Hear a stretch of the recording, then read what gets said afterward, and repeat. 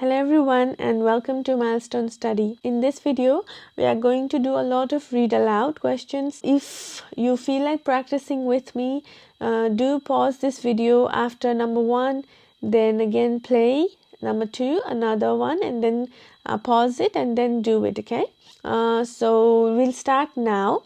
In question number 1, notice where I take pauses or where I take a breath, how I pronounce the words, and then copy that. Question number 1.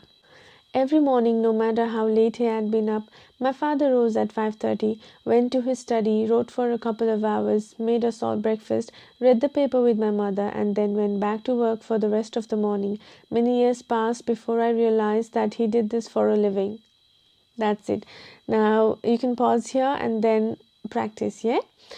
Let's go to question number 2 now. The emergence of information technology has created new products, processes, and distribution systems. New products include the computer, the internet, and digital TV. New processes include internet banking, automated inventory control, and automated teller machines. And new distribution systems include cable and satellite TV. That's all. Now going to question number 3. To work effectively with the heterogeneous student populations found in our schools, educators have the responsibility of acknowledging the cultural backgrounds of their students and the cultural setting in which the school is located in order to develop effective instructional strategies. That's it. Now I took a little pause here just to take a breath. And that's okay. If you don't do it often, that's okay. But if you keep doing it regularly, then it will affect your fluency. Question number 4. The purpose of the informative speech is to provide interesting, useful, and unique information to your audience. By dedicating yourself to the goals of providing information and appealing to your audience, you can take a positive step towards succeeding in your efforts as an informative speaker. That's it. Question number 5. Thus, a country might possess a sizable rural population but have an economic system in which the interests of the voters were predominantly related to their incomes, not to their occupations or location, and in such a country, the political system would be unlikely to include an important agrarian party. All done. Agrarian. Now, if you don't know how to pronounce that word, even if you practice with me, then you skip that word in the test. But as I've done it for you, please copy that, okay? 6. Therefore, the working unions in modern society are not very important. They preserve their functions only in the underdeveloped countries. On the contrary, in the developed states, workers refuse to join the unions, preferring individual work. Thus, working unions cannot survive the assault of modern economic trends and slowly move to a complete decline. Their initial purposes have little to do with the hectic pace of modern life. All done. Number 7. Before the discovery of Australia, people in the old world were convinced that all swans were white, an unassailable belief as it seemed completely confirmed by empirical evidence. The sighting of the first black swan might have been an interesting surprise for a few scientists, but that is not where the significance of the story lies. There we go. Number 8. You used to think that being green was a luxury for your company, but climate change has made you realize that you can no longer ignore it. The buzz is about becoming carbon neutral, but where do you start? Consider your drivers. Do you want to become carbon neutral for marketing reasons, for financial reasons, or to help save the planet? Now, question number 9. In multilingual countries, code mixing, the use of more than one variety in the same utterance or sentence, and code switching, the use of different languages or varieties between sentences, is common and natural. Despite its frequency, or perhaps because of it, some scholars and self-appointed guardians of linguistic morality view both code mixing and code switching as a sign of linguistic deficiency. Number 10. The maximum yield of plants determined by their genetic potential is seldom achieved because factors such as insufficient water or nutrients, adverse climate conditions, plant diseases, and insect damage will limit growth at some stage. Plants subjected to these biotic and abiotic constraints are said to be stressed. Number 11. Australians speak English, of course, but for many tourists and even some locals, Australian English has only tenuous links with mother tongue. Our speech is prepared with words and phrases whose arcane meanings are understood only by the initiate. It is these colourful colloquialisms that Australian slang said to truly explain. Number 12. Teenage girls are continuing to outperform boys in English, while the gender gap in achievements in math and science has almost disappeared. The figures show that last year 80% of 14-year-old girls reached at least the expected level 5 in English, compared with 65% of boys, but in math the girls are just 1% ahead of boys, while in science the difference is 2%. Number 13. Have you ever pictured a world without light? Just think how much we rely on man-made light sources in our lives. Without engineers, we wouldn't be able to live the way we do. No street lights, no TV, no computer display, no house lights. Engineers design and build all these things, and they also design, build, and run the electricity systems that power all these light sources. 14. There is no single method of learning that guarantees success. How we learn that depends on many different factors, and what works best for you will not necessarily be the same as the approach used for the other students, even they study the same course. We are all unique as learners, although some patterns emerge from any groups of students.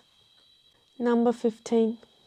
Certainly one of the important values of literature is that it nourishes our emotional lives. An effective literary work may seem to speak directly to us, especially if we are ripe for it. The inner life that good writers reveal in their characters often gives us glimpses of some portion of ourselves. We can be moved to laugh, cry, tremble, dream, ponder, shriek, or rage with a character by simply turning the page instead of turning our lives upside down. 16. Imagine living all your life as the only family on your street. Then one morning, you open the front door and discover houses all around you. You see neighbors tending their gardens and children walking to school. Where did all the people come from? What if the answer turned out to be that they had always been there, you just hadn't seen them? 17. Internal combustion engine enables the driver to decide which source of power is appropriate for the travel requirements of a given journey. Major US auto manufacturers are now developing feasible hybrid electric vehicles, and some are exploring fuel cell technology for their electric cars. Okay, 3 more. A unique characteristic of online shopping environments is that they allow vendors to create retail interfaces with highly interactive features. One desirable form of interactivity from a consumer perspective is the implementation of sophisticated tools to assist shoppers in their purchase decisions by customizing the electronic shopping environment to their individual preferences. Number 19. Beauty contests, whether it's Miss Universe or Miss Teen International, are demeaning to women and out of sync with the times.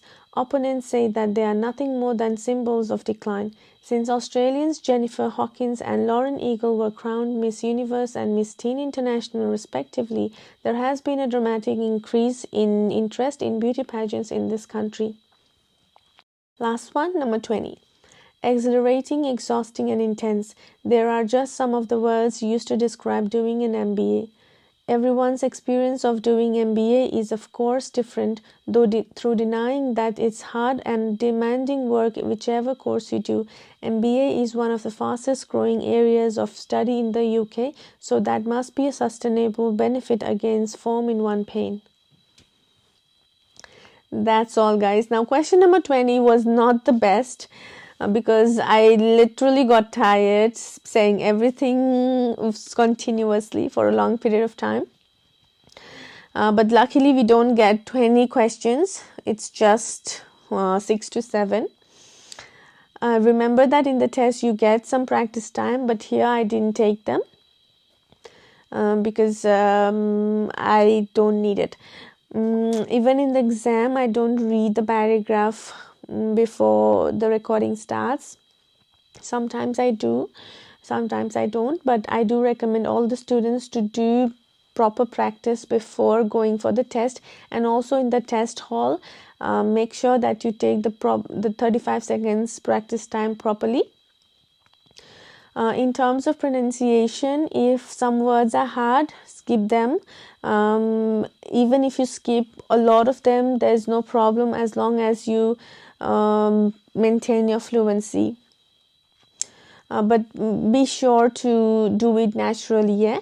For example, in question number 20, let's say that you don't know all these 3 words: exhilarating, exhausting, and intense. Just skip it. Start from there. Yeah. There are just some of the words used to describe doing an MBA. Everyone's experience of. Then you go from there. In question number 19, if you think demeaning is a difficult word and also out of sync is something that you can't say, then do something like this. Beauty contests, whether it's Miss Universe or Miss Teen International, are women and out of sync with the times. So here I skip the word demeaning, and in the next one I'll skip the word out of sync. Beauty contests, whether it's Miss Universe or Miss Teen International, are demeaning to women. Opponents say that they are nothing more than symbols. That's it. So instead of just skipping out of sync, I skip the whole phrase there and then jump to opponents. So I'll do this one more time because I wasn't fully prepared then. Beauty contests, whether it's Miss Universe or Miss Teen International, are demeaning to women. Opponents say that they are nothing more than symbols of decline. So that's how you will do it, okay? Similarly, if I can't pronounce this word here, like nourishes, literature, these are difficult words, for example, then I'll say, I'll skip those parts. Certainly an effective literary work may seem to speak directly to us. See what I did? I jumped from certainly to an effective literary work, because I think that if I start saying this sentence, I'll hesitate more. So from here, certainly an effective literary work. We can be moved to laugh, cry. Now if you don't know how to say tremble, ponder, and shriek, do like this. We can be moved to laugh with a character by simply turning the page. See, I just jumped from we can be moved to laugh, cry with the character. So from tremble, dream, ponder, shriek, or rage, these are the words that I can't pronounce well. So we can be moved to laugh with the character. But when you jump from laugh to with, it has to be very natural, not like you are pausing and taking some time to do so. All right, guys, so that was our read aloud. Make sure that you do this properly. Just skipping does not help. Skipping properly will help. Okay. Sometimes if you are confused with the last sentence, you can also skip the whole sentence. But again, when you end the sentence, it has to be proper. For example, if I think that I can't go further from here in question number 4, from by dedicating yourself, I feel that I will fumble here. Then I go from the first sentence. The purpose of the informative speech is to provide interesting, useful, and unique information to your audience. I'll just say until audience and then click next. This is not going to affect your reading scores at all, as long as you say them properly with all the words properly. For example, you say the purpose of the informative speech, but you say the purpose of the informative speech. Then that becomes horrible. None of the words are correct. So we are not talking about that one, okay? If you have such pronunciation issues, please correct them, and when you reach that level that you can say it properly, then you don't need to worry much about the content. But if your pronunciation is wrong, your content is also less, and your fluency is not there, that's when you get affected both in speaking and your reading section. In question number 4, I'll do it one more time. The purpose of the informative speech is to provide interesting, useful, and unique information to your audience. That's it. And then I'll click next. But the rest of the part, even if I don't say, I'll still get my full marks in reading. Okay. Alright guys, I'll see you next time with more read aloud practice. If you have any questions, drop them down in the comments. If you want to take classes, call us, text us. Do not wait for that last moment, and practice every day until you get your desired score. Your desired score is not very far. Alright everyone, I'll see you in the next video. If you like this video, if you like what I said here, do drop a thumbs up and comment down below what you liked about it. If you didn't like it, let us also know that you didn't like this video because of this reason.